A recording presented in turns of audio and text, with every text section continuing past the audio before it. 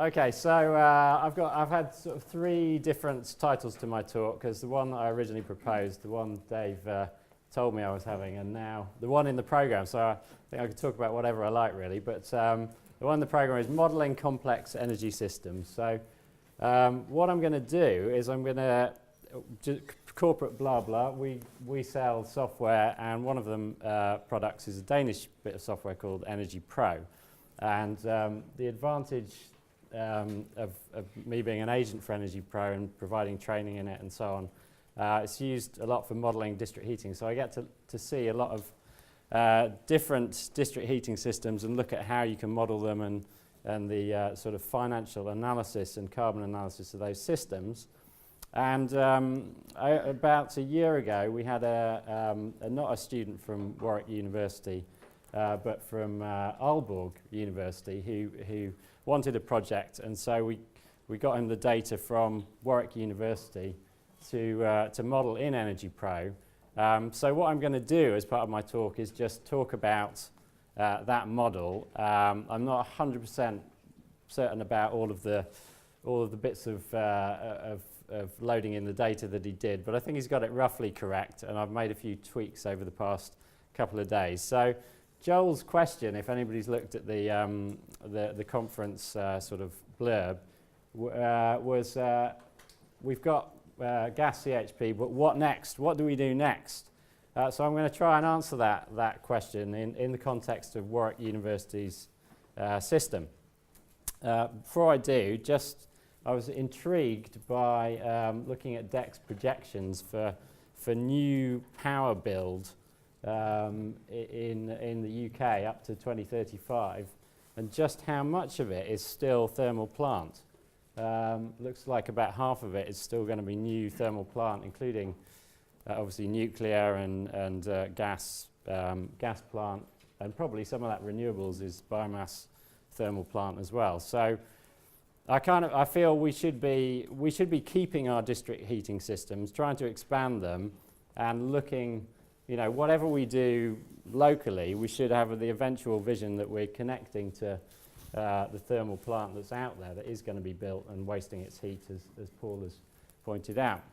So a couple of other things. The thing that I've noticed is that what we're doing at the moment is effectively putting the price of decarbonising electricity into the electricity price, but we're not really doing the same with heat. RHI is, I think, comes out of taxation, whereas all the incentives to decarbonise electricity get kind of put back into the price of electricity. And what that tends to do when we look at should we do gas CHP or should we do heat pumps is it does tend to skew the market in favour of gas CHP a little bit. But that's a political choice that we're currently making. And one of the ways that you can get around that, I think, is by combining CHP and heat pumps together in the same system. It's not necessarily a choice between the two. They work quite nicely together, as I hope we'll see. So there's a lot of different subsidies, taxes, incentives out there, which I won't go into all of the detail, but most of them are in the model. And if we're going to have more and more intermittent renewables on the system, we're going to need more of these kind of incentives to enable flexible plants to operate and capture those incentives and operate as a backup for renewables. And I think CHP and heat pumps in heat networks can provide a kind of key role in providing that backup with these incentives. So Warwick University, what does their electricity demand look like? You can see it sort of varies between about 4.5 to 8.5 megawatts there across the whole year, that is. And if you look at a particular typical sort of winter day, you can see that it goes up to about 8 megawatts of demand, and this period here is between 4 and 7 o'clock, and this is a red DUOS period. And these quite interestingly, looking at the charges from the district distribution network operator, the charges for electricity, retail charges, that they add on to the wholesale price of electricity in those periods is between 6 and 13 pence a kilowatt hour in the East Midlands. So it's a huge, depending whether you're low voltage or high voltage, a huge cost of electricity in that just that 3-hour period. It's an enormous cost. And on top of that, for 3 half-hour periods every year, basically the most of the cost of running the transmission system gets attributed to anyone using electricity who's a half-hourly customer. So that works out for Warwick University at about £370,000. If they consumed electricity of 8 megawatts for those 3 half-hour periods, that is what they would pay just for consuming in 3 half-hour triad periods, as they call. And that's projected to rise to £610,000 by 2020. So my message here with this slide is you really want to hang on to something that generates electricity just to meet these particular periods, because if you can avoid paying the costs, then they're massive for running very little time in the year. Even if you run your CHP for just the triad warning periods, then there's huge saving. So hang on to CHP, don't get rid of it yet. That's heat demand. So you can see, as Joel's already shown, it's fluctuating, obviously higher in the winter. That's across a whole year, lower in the summer. So, and this is modelling, this is from Energy Pro, so looking at what Energy Pro optimizes their current system. And you can see these particular blocks of electricity production here. At the top you've got heat demand and production, and you can see basically what's doing most of the work, the black, the red, and the sort of whatever colour that is, greeny sort of colour.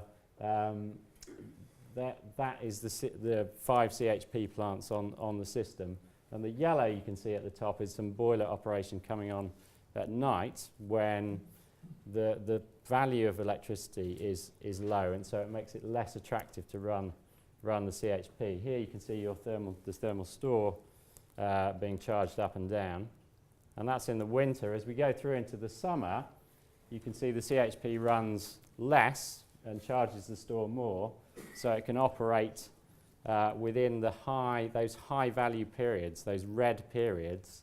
You want to be running your CHP in those periods and storing heat and turning off the CHP and then using the thermal stores to satisfy the heat demand on the network.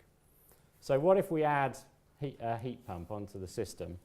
And so I've been reliably informed we could have a 3 megawatt thermal heat pump using a borehole system, or various ideas floating around about this for Warwick. But what if we added in an electric heat pump? What would that do? Well, you can see in the winter, you can see the purple, we're actually getting the heat pump operating. And basically it doesn't run, at the current electricity prices, it doesn't run flat out. It basically operates at night when there's a low cost of heat. And that fits quite nicely with Paul's presentation, I think, where he said the CO2, or whoever talked about the kind of time-based carbon factors of the grid.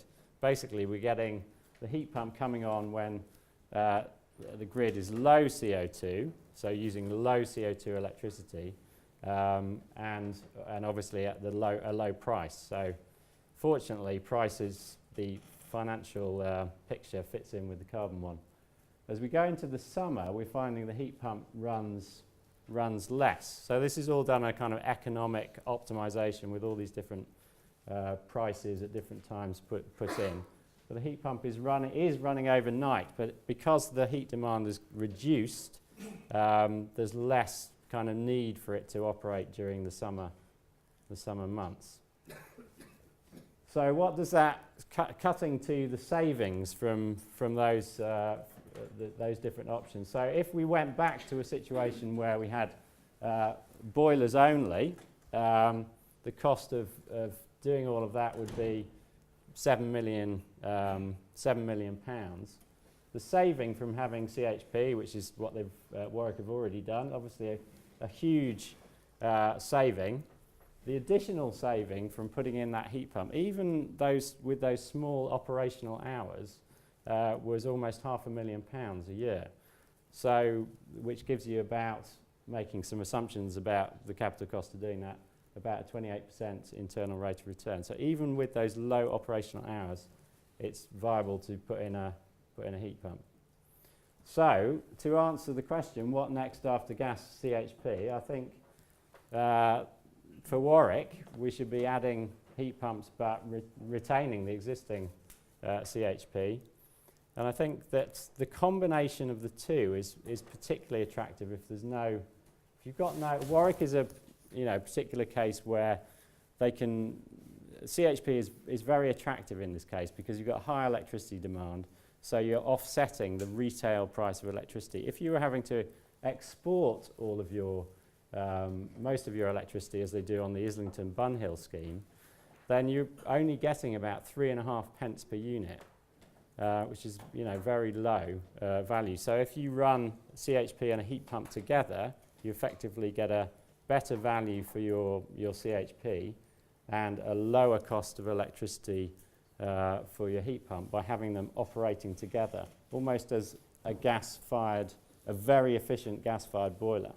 And then you can turn one off and one on depending on the signals from the electricity system.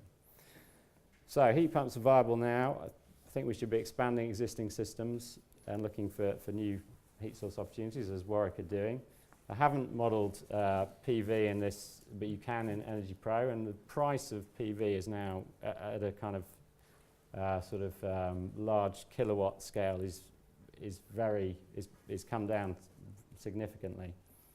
And ideally, you want to have a system where you can have that complete flexibility of being able to turn on. This is what's happening in the Danish heat networks, where they're putting in electric boilers effectively into their thermal stores, so that when there's a high level of wind generation, they can consume electricity at that point, and so they can either use electricity or generate electricity, and that's what we need to back up renewables, and that's what you can do by combining CHP and heat pumps. That's it. Thank you.